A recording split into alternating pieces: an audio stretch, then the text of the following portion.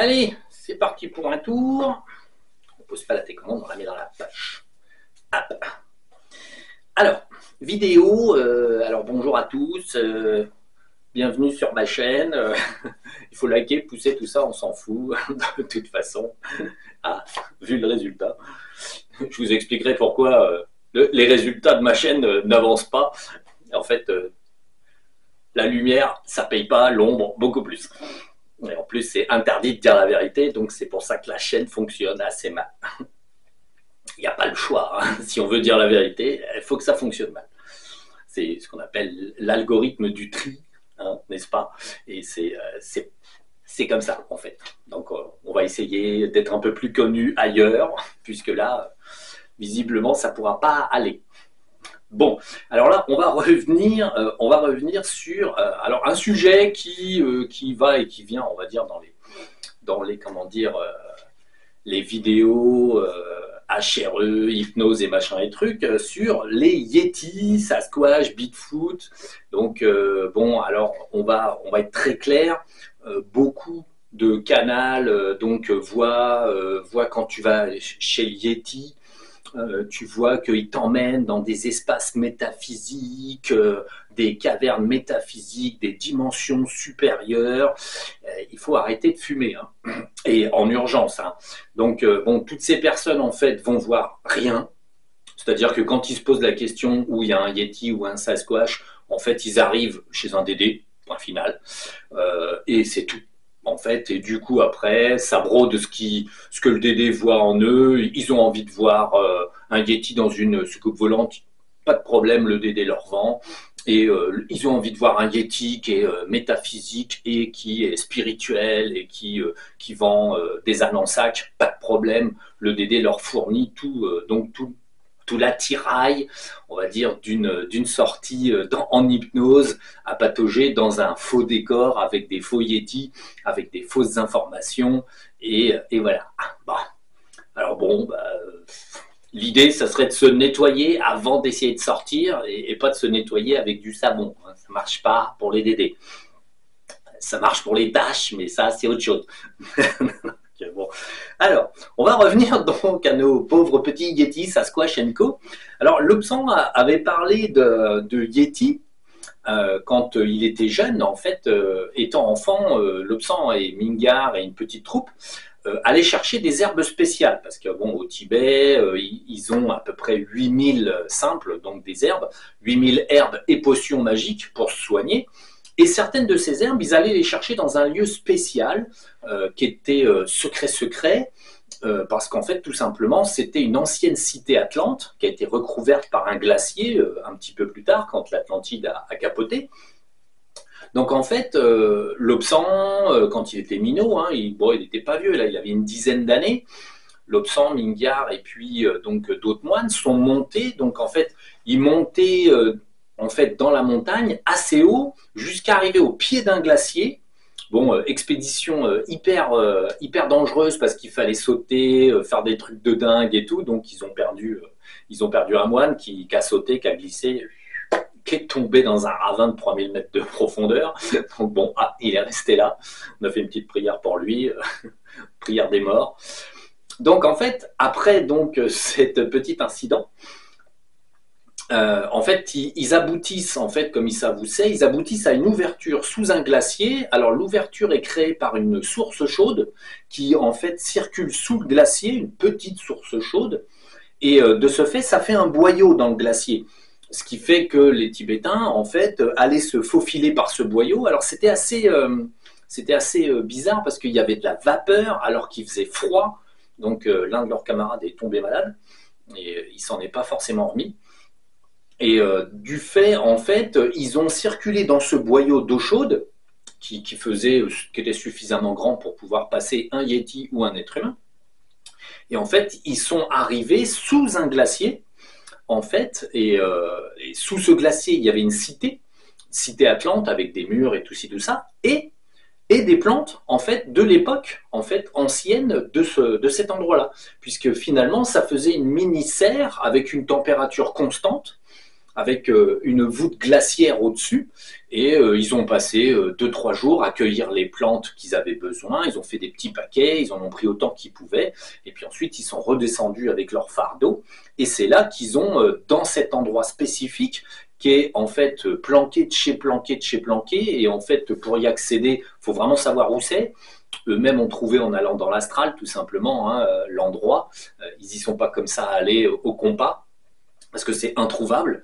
Et de ce fait, en fait, à cet endroit-là, les Yétis habitent là, les Yétis tibétains de l'Himalaya, une petite troupe. Donc ils sont une vingtaine, il y a des mâles et des femelles, ils se reproduisent assez peu. En fait, ils sont grands, plutôt on va dire, bien grands. Et en fait, poils plutôt clairs, puisqu'ils vivent, on va dire, la majeure partie de leur temps dans les neiges. Alors, il faut resituer les choses. Les Yétis, Bigfoot et autres sont simplement des êtres humains régressifs. C'est-à-dire que c'est un être humain, par exemple, qui est monté peut-être jusqu'à Sapiens, et c'est pas sûr. Ça peut être un néandertalien qui a tout simplement, en fait, pas subi de changement, et parce qu'il s'est pas croisé avec des sapiens. Et en fait, tout simplement, il est resté néandertalien et a évolué, mais en marche arrière, plutôt vers l'animal, ce qui fait en fait un être humain à l'origine, par exemple un néandertalien, qui sont grands, solides, simplement qui s'adaptent à ses conditions de vie. Et au Tibet, tout simplement, quand en fait, le climat a changé au Tibet il y a 12 000 ans, et ben, tout simplement, les Sasquatch du coin, les Bigfoot ou les Yétis se sont adaptés et vivent reculés. Alors, ce sont des espèces qui sont comme les humains d'avant, c'est-à-dire que ce sont des êtres qui sont certes des humains, mais ont aussi le côté animal. C'est-à-dire, ils ont l'instinct animal, ils ont la finesse animale, donc ils n'ont pas forcément de vocabulaire, de mots, de choses comme ça, ils peuvent avoir un langage, mais surtout, en fait, ils ont l'intuition. L'intuition vient remplacer la réflexion, vient remplacer le questionnement. Et bon, quand un Yéti, on va dire, sent qu'il va croiser quelqu'un, il le sent à l'avance, parce qu'en fait, il a ses sens animaux qui sont affûtés, et en fait, il évite de croiser les gens. Donc, ils ne sont pas violents, ils ne mangent pas de viande, en moyenne, ce sont des herbivores, ils vivent justement dans cette plaque de verdure, ils se nourrissent là. Bon, quand il fait un peu beau, ils descendent en fait des montagnes, quêter peut-être des petites baies, des choses comme ça, des choses qu'ils trouvent dans la montagne tibétaine. Et ils évitent les hommes car ils savent en fait très bien que la plupart des humains sont simplement beaucoup trop cons, hein, faut bien le dire, pour leur foutre la paix. Bon, encore que les Tibétains, en moyenne, c'était des êtres en fait dociles, gentils, une nation facile à conquérir et à trucider. Donc bon, de ce fait, en fait, les Yétis habitent là. Ça fait des siècles et des siècles qu'ils habitent là. À l'époque, quand Lobsang y est allé, il y avait les humains d'un côté, les Yétis qui étaient là à 100 mètres et qui s'occupaient pas d'eux, ils les regardaient. Les Yétis avaient on va dire, nous on a regardé, les Yétis étaient intéressés, amusés, mais ne venaient pas au contact vraiment, mais ils n'étaient pas dérangés quand des êtres, on va dire, élevés spirituellement, essayaient d'aller au contact.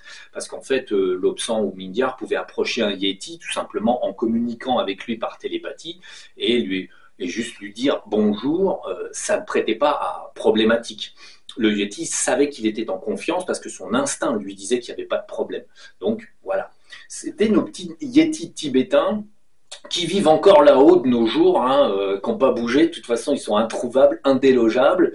Seul bémol, c'est que le glacier en fait qui était au-dessus fond en épaisseur et un jour ou l'autre, en fait, on finira par voir le trou dans le glacier.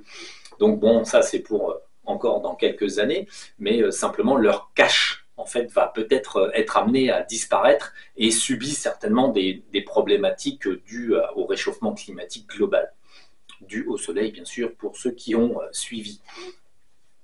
Donc ça c'était nos petits Yétis tibétains. Bon, ils ne sont pas très nombreux, ils sont une vingtaine, mais c'est un nombre constant. Il y a femmes, enfants et mâles. Donc, ensuite, nous avons d'autres Yétis donc en Amérique du Nord, hein, la légende du Sasquatch et tout et tout. Oui, effectivement, il y en a. Alors, on a deux groupes un groupe de 50 et un groupe de 30. Il y a un groupe qui vit dans les bois. Alors bon, ils sont du côté des grandes forêts américaines, du fond là, du Canada, de l'Alberta et ces coins où il y a pas trop d'êtres humains, en fait, tout simplement. Et, en fait, ils habitent dans les bois, dans des campements, mais des campements type gorille, entre guillemets, c'est-à-dire qu'il n'y a pas d'agencement, on ne fait pas de feu, on ne creuse pas des trous, on fait pas de trucs comme ça. Donc ils ont des campements où ils tournent un petit peu dans leur petit campement. Ils essayent de ne surtout pas se montrer, puisque l'instinct leur dit que les humains sont cons, et ils ont raison. Et en fait, il y a un grand campement comme ça qui est comment dire, donc une cinquantaine d'individus et bon, ils ont déjà croisé un peu des humains, ils ont déjà bon, ils savent qu'on est là, mais ça les intéresse pas en fait tout simplement d'aller au contact. Ils se comportent comme des animaux, donc en fait, bon bah ils mangent, ils font leur vie. Très rarement, ils se nourrissent de viande. C'est vraiment très rare. Ça peut arriver en fait, parfois, ils ressentent la nécessité de manger un peu de protéines, donc ils attrapent une petite bête et ils la mangent. Bon, ils la font pas chauffer, donc ils mangent crue. Donc, ils pourraient utiliser des outils, ils pourraient évoluer, entre guillemets, mais en fait, en tant qu'animal, ils sont en harmonie avec leur nature. Donc, ils ne voient pas la nécessité, même s'ils pouvaient le faire, ils ne voient pas la nécessité de perfectionner leur mode de vie.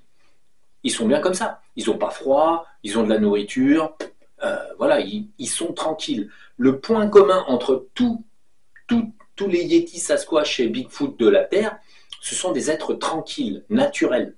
C'est pas des êtres agressifs, ils n'ont pas de réflexion agressive.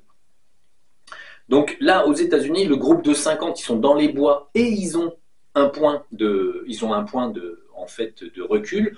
Au cas où ils sentent un danger, qu'il y a une problématique ou quoi que ce soit, ils ont une caverne, une petite ouverture qu'ils peuvent fermer. En fait, ils ferment avec une grosse pierre devant, en s'enfermant. Et ils ont tout un boyau d'une caverne très complexe qui leur permet en fait de se cacher, de se préserver et au cas où, en cas de pépin, genre feu de forêt ou quoi que ce soit, ça leur permet aussi de s'abriter totalement. Ils sont en sécurité. Ils ont de l'eau sur place et tout et tout. Donc, pour ce qui est de l'autre groupe qui est un petit peu plus loin, qui connaissent, hein, ils se connaissent entre eux, parce que tout simplement, il y a un groupe de 50, un groupe de 30, c'est des cousins. Hein. Le groupe qui est le groupe le plus petit, lui, il vit dans une très grande caverne, un très grand trou, qui n'est pas forcément connu des hommes, hein, qui est planqué, en fait, qui n'est pas forcément très accessible, et eux, c'est une caverne qu'ils utilisent depuis déjà très longtemps. Il faut savoir, comme c'est des néandertaliens régressifs, simplement, ils étaient peut-être déjà là il y a 50 000 ans, quoi. Donc bon, ce sont des morceaux d'espèces, en fait, qui n'ont pas subi de mixage. Ils ne se sont pas reproduits en croisant les gènes. De ce fait, ils sont restés sur des souches hyper basiques et simplement, ils sont restés plus du côté animal que du côté humain. Bon, même si ce sont des bipèdes, ce ne sont pas des gorilles, ce ne sont pas des grands singes, ce sont des humains régressifs. Donc voilà. Ensuite, bon, bah là, en Amérique, les gens en ont croisé certains. La femelle qui a été photographiée, qui marchait nonchalamment comme ça, c'était effectivement une femelle, c'était effectivement l'une d'entre elles. C'est pas un faux, ça. La plupart de tous les, comment dire, les preuves sont en général des fausses. Simplement, parfois, par hasard, un trappeur, un promeneur, parfois peut en surprendre un et du coup le filmer. Ce qui ne les inquiète pas, puisqu'en fait, ils arrivent à disparaître très rapidement. Hop, hop, hop. En fait, à la fois, ce sont des hominidés, mais ils ont la force des singes. C'est-à-dire que, en fait, ça n'est pas, ils ont une force décuplée par rapport à nous. Ils valent 5 ou 6 êtres humains minimum. Donc bon, même s'ils ne sont pas agressifs, on le verra plus tard, ça leur coûte parfois la vie. En fait, ils pourraient, en fait, sur un geste, vous balancer un tronc d'arbre dans la gueule, assez conséquent. C'est assez amusant. Mais eux auront plus peur et seront plus inquiets de vous voir et donc détaleront rapidement et subrepticement sans que vous en rendiez compte. Ensuite, nous avons un petit groupe qui était bien plus grand. Ils étaient envers l'Indonésie. Ils étaient plutôt dans des grandes forêts indonésiennes. Ils étaient une centaine, il n'y a pas si longtemps que ça. Et les habitants du coin, pensant peut-être que c'était des singes ou je sais pas quoi, en fait les ont attaqués et en ont tué une bonne soixantaine. Bon, ils s'en sont pas vantés, bien sûr. Bon, bah là, ceux-là étaient un petit peu plus petits, un peu plus minces, des hominidés de par là régressifs, mais en fait adaptés un peu à leur écosystème très chaud, chaud et humide surtout. Pas trop de poils, plus clair. Là, les Sasquatch classiques des États-Unis, on sait que c'est des grands, bien sombres, bien costauds. Là, en Indonésie, un petit peu plus petits et beaucoup plus clairs et beaucoup moins poilus en fait. Et là, bon, pour le coup, en Indonésie, ils ont été exterminés par des villageois qui ont peut-être cru que c'était des singes ou je ne sais trop quoi, qui les ont chassés pour des trophées ou pour récupérer un territoire de forêt ou je ne sais trop quoi. Enfin bon, on n'a pas regardé la raison, mais enfin, l'être humain a encore fait des étincelles. Ça ne nous change pas beaucoup d'habitude. Donc là, du coup, ils sont plus que 40. Ils sont partis très loin dans les montagnes, vraiment sur des montagnes, mais hyper abruptes. Ils ont trouvé des crevasses, des choses comme ça. Ils vivent dans une jungle hyper montagneuse, inaccessible à l'être humain. En tout cas, sans faire un ramdam de dingue pour les surprendre. Et maintenant, ils sont attentifs. Ils n'ont pas peur parce que ils n'ont pas ils n'ont pas la mémoire en fait de l'anxiété comme l'humain, mais en fait ils veillent, ils font attention, ils mettent des gardiens de façon à voir s'il n'y a pas de retour en fait pour les problématiques. Ils auraient pu en fait se battre, mais en fait ils n'ont pas cet instinct, ils n'ont pas de violence en eux. Simplement ils ont pas compris ce qui leur arrivait et ils sont morts en se faisant tuer par des crétins d'Indonésiens. Sans se défendre, alors qu'ils auraient pu facilement les jeter à 3 mètres de là, quoi. Mais bon, voilà. C'est pas des êtres violents, tout simplement parce qu'ils appartiennent au règne animal et ils appartiennent pas à un règne de prédateurs, ils appartiennent à un règne simplement de, on va dire, de primates basiques, enfin primates, mi-hominidés, mi-primates. Donc bon, ils sont pas méchants. C'est ça qui est amusant, ils conservent un état d'esprit tout à fait calme. Donc, ensuite, voilà, pour ces pauvres petits Sasquatch de là, on pourrait c'est des petits Sasquatch, enfin petits, genre 1,80 m à peu près, quoi. Ils ne sont pas très grands, quoi. Donc, ensuite, nous allons aller en Afrique. Alors, en Afrique, on en a, en fait, du temps où ma chère mère, en fait, parcourait l'Afrique en 2 chevaux, il y a en 1970. Elle était tombée, en fait, comme ça, au détour en fait, de voyage, elle était tombée sur des Africains qui avaient en fait un grand bonhomme bizarre avec les bras vachement plus longs et puis surtout plus grand que les autres et qui était bon, qui avait pas l'air super intelligent, mais qui était un peu bourru on va dire en façade, mais qui était d'une force inouïe. Ils s'en servaient un peu comme transpalette les Africains.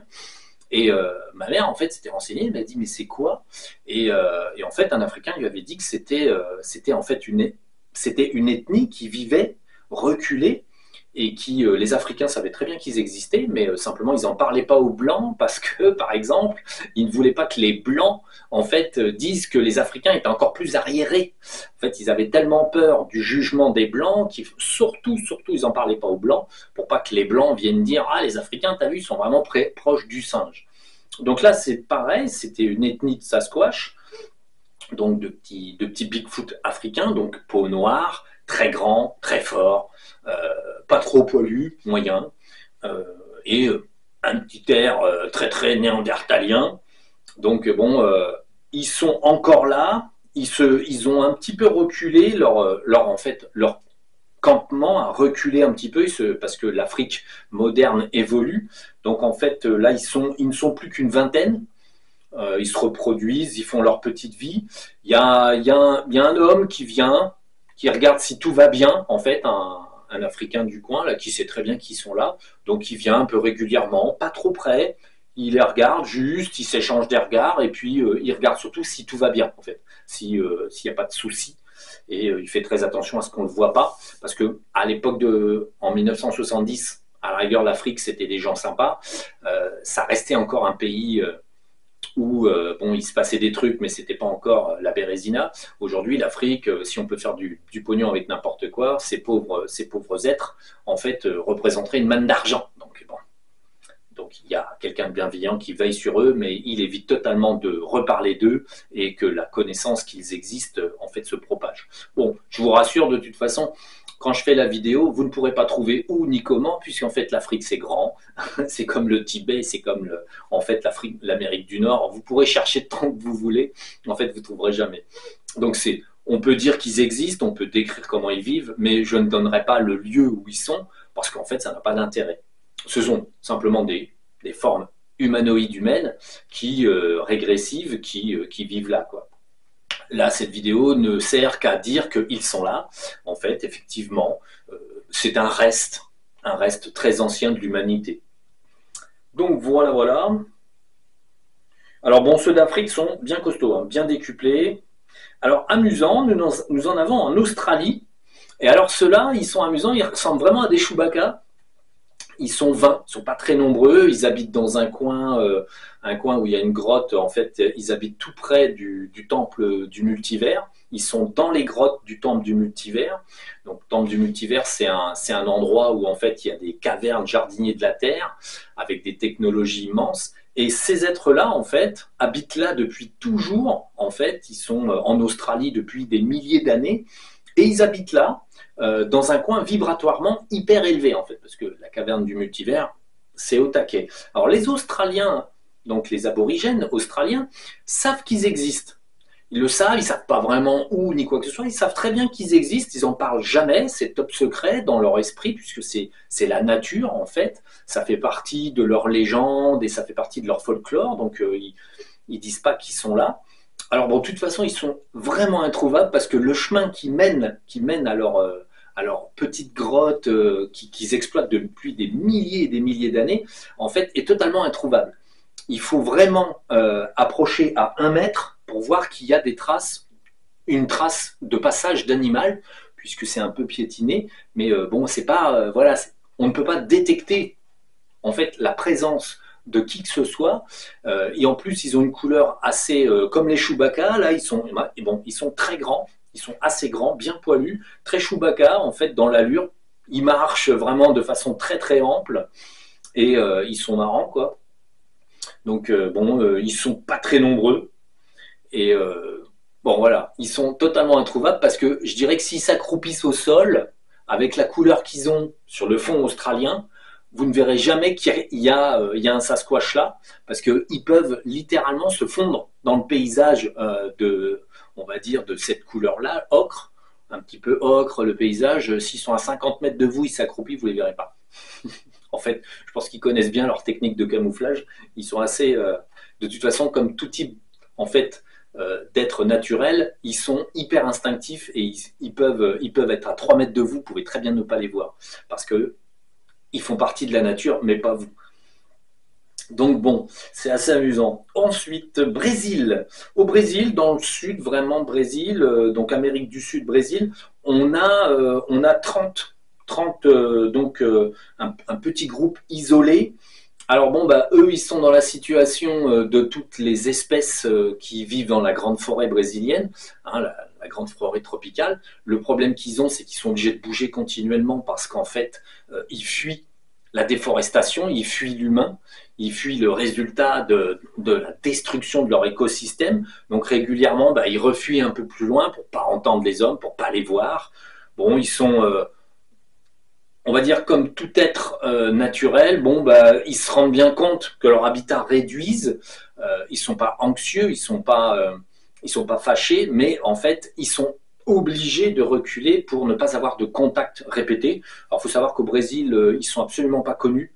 Les gens ne savent pas qu'ils sont là. Ils sont toujours cachés. Hein, on va dire, ils pourraient être à 3 mètres de vous derrière un arbre, vous les verriez pas, parce qu'à chaque fois, en fait, ils trouveraient une astuce pour pas que vous les voyiez. C'est un peu, ils sont vraiment très très adaptés à leur système en fait tropical comme ça. Donc voilà, bon, malheureusement en fait ils sont obligés de reculer. encore. Alors ceux-là sont minces parce en fait, c'est comme les Indonésiens, ils sont pas trop grands et un peu minces, tout simplement parce qu'il fait chaud et humide. Donc ça, il faut réduire la surface entre guillemets, la surface de peau pour avoir moins chaud. C'est naturel, quoi. C'est pour ça que dans les forêts tropicales, les gens sont petits et pas très épais. Simplement, c'est la nature qui s'adapte de façon à ce que, on va dire, on soit adapté à son écosystème. Donc voilà, c'était en fait les Yétis, Sasquatch et compagnie. Donc ça existe. Il n'y a rien de métaphysique dans ces êtres. Hein, c'est en fait certainement des Néandertaliens ou des Cro-Magnons, voire les deux croisés ensemble, puisqu'en fait, la science s'est toujours trompée, mais a fini par le deviner. C'est-à-dire qu'ils ont trouvé des endroits où on avait des hominidés, donc Cro-Magnons, Néandertal et en fait Homo sapiens à la même époque. Pourquoi? Parce que certaines ethnies, certains groupes ne se croisaient pas avec les autres, mais quand même survivaient. Et aujourd'hui, ce qu'on a là, c'est des petits groupes en fait, d'êtres survivants de la préhistoire, avec un effet de régression, c'est-à-dire que on aurait pu se dire que bon, c'était rien, ils venaient d'une époque lointaine et ils auraient évolué. Mais non, en fait, comme ils conservent la connexion, le côté animal, la connexion naturelle, c'est-à-dire avec les esprits de la nature, avec la forêt, les choses comme ça, la connexion que les animaux ont, en fait, ils n'ont pas eu de nécessité ni de besoin d'évoluer. Donc ils sont restés tels quels, en harmonie, ils connaissent leur écosystème sur le bout des doigts, ils sont certainement plus intelligents, on va dire, qu'un écureuil, mais simplement, ils ne se servent pas de leur intelligence pour soi-disant évoluer, ils ne s'en servent que pour être en harmonie, c'est tout. Voilà, c'était l'histoire des petits Bigfoot dans le monde. Alors, les explorateurs débiles qui voudraient aller les voir, doigt dans l'œil et compagnie, pour en trouver, il faut être connecté. Hein, c'est-à-dire que, bon, à la rigueur, moi, si j'y vais, je peux vous les trouver tout simplement parce que je vais les détecter, en fait, tout simplement, les détecter à l'instinct. Je vais les détecter à la vibration. Je pourrais aller les voir, mais au-delà d'un être hautement spirituel, entre guillemets, c'est pas la peine de chasser le Yéti, ça ne marche pas, puisque dès que vous avez l'état d'esprit de chasse, en fait, qu'est-ce qui se passe? En fait, vous avez un état d'esprit qui brouille les vibrations et eux le sentent. Donc, en fait, vous émettez des fréquences désagréables. Donc, bon, un Yéti, il est naturel. S'il sent un objet, en fait, quelqu'un dans la forêt qui est désagréable, qui cherche quelque chose, qui a un état d'esprit non naturel, ça va faire une tache noire dans ses bois. Il va bien voir qu'il y a un problème. Donc, en fait, il n'approchera pas du problème, il se tiendra loin du problème. Comme, on va dire, comme en fait tous les animaux classiques. Bon, certains animaux meurent sous les coups de fusil des chasseurs, des choses comme ça, parce qu'il y en a beaucoup, donc ils ne se soucient plus, puis en plus ils vivent avec les humains on va dire souvent en communauté, comme les chevreuils, des choses comme ça, donc ils ont plus peur des humains, à tort, puisqu'après ils se font chasser. Mais en fait, bon, ça c'est normal. En fait, c'est la communauté en fait animale entre guillemets avec l'humain qui devient obligatoire, ce qui fait que les animaux n'ont plus cet instinct de se dire oula, surtout ne pas les croiser. Ils perdent un peu en instinct. Voilà. Bon, c'était tout pour ce coup-là. Que dire, rien de plus. On va couper la vidéo. Allez, soyez sages et puis ne croisez pas de Yéti dans vos rêves parce que en fait, ça sera des Dédés.